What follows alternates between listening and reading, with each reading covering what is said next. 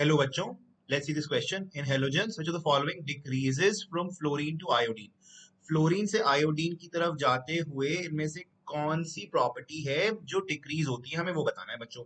Halogen कैसे होते हैं? Fluorine, chlorine, bromine, iodine. Fluorine से आयोडीन की तरफ आते हुए कौन सी प्रॉपर्टीज डिक्रीज होती है? Let us check. तो सबसे पहले तो इलेक्ट्रोनेगेटिविटी.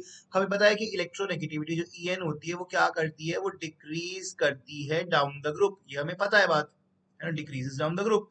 इसलिए जो आपका फ्लोरीन होता है उसकी इलेक्ट्रोनेगेटिविटी मैक्सिमम हो जाती है, और जो आई आयोडीन होता है उसकी मिनिमम होती है इलेक्ट्रोनेगेटिविटी. हेलोजन वाले ग्रुप में, है ना.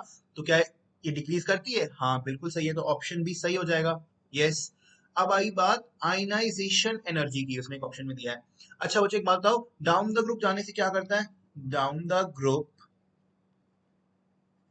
साइज इंक्रीज होता है क्योंकि एक्स्ट्रा शेल ऐड होते हैं, है ना. तो फ्लोरीन, क्लोरीन, ब्रोमीन, आयोडीन में जब हम जाते हैं तो क्या होता है? Size increases.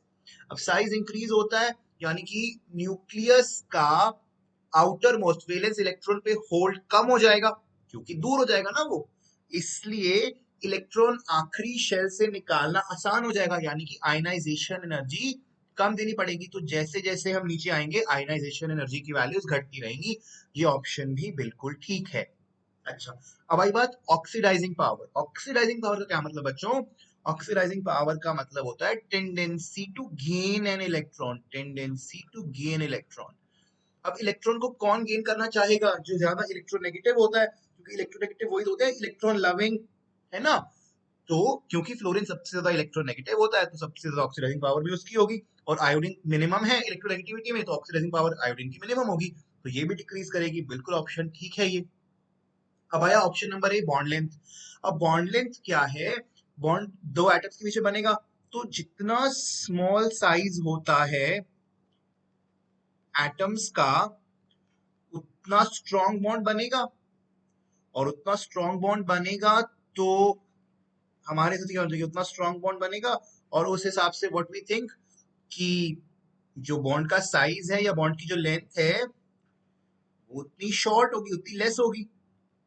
ठीक है ना. तो फ्लोरीन का साइज छोटा होता है तो क्या लेंथ आ जाएगी? बॉन्ड लेंथ फ्लोरीन वाले की सबसे कम. फिर क्लोरीन क्लोरीन बॉन्ड लेंथ, फिर ब्रोमीन ब्रोमीन, और फिर लास्ट में आ जाएगी आयोडीन आयोडीन. ठीक है ना. ये आ गई bond length, bond length maximum, और ये आ गई बॉन्ड लेंथ मिनिमम फ्लोरीन की. तो क्या ये फ्लोरीन से आयोडीन जाने पे डिक्रीज है कि इंक्रीज है? ये तो इंक्रीज हो रही है. क्वेश्चन ने क्या बोला है? डिक्रीज. तो ये ऑप्शन नहीं हो पाएगा, तो option A will not be the answer. क्या होंगे answer? B, C, D our answer बच्चों. ठीक है बच्चों, थैंक यू.